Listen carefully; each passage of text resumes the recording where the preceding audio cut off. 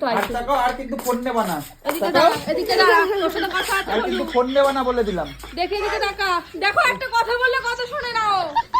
বলো দেখি বাবা একটু তাকা মা। আর ফোন নিবি? না। মা তো ছুঁয়ে বল।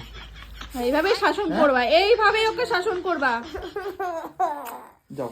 তাকা বাবা। বই শুধু বই নেবা আর নেবা। চুলের কি অবস্থা, মারামারি করতে গেছে দাদুর সাথে।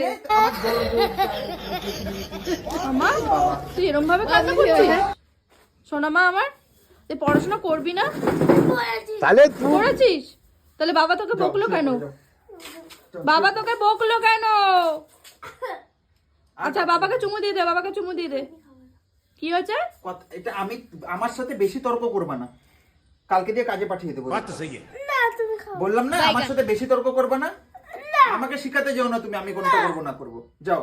আমার দিকে তাকা। সাগরকে একটা কথা বললে না উল্টো ভাবে ওকে নিয়ে চলে যাচ্ছে। ওকে তো আমি কিছু জিজ্ঞাসা করছি। যা মাকে জিজ্ঞেস করতে যাও। কি বলছো যাও?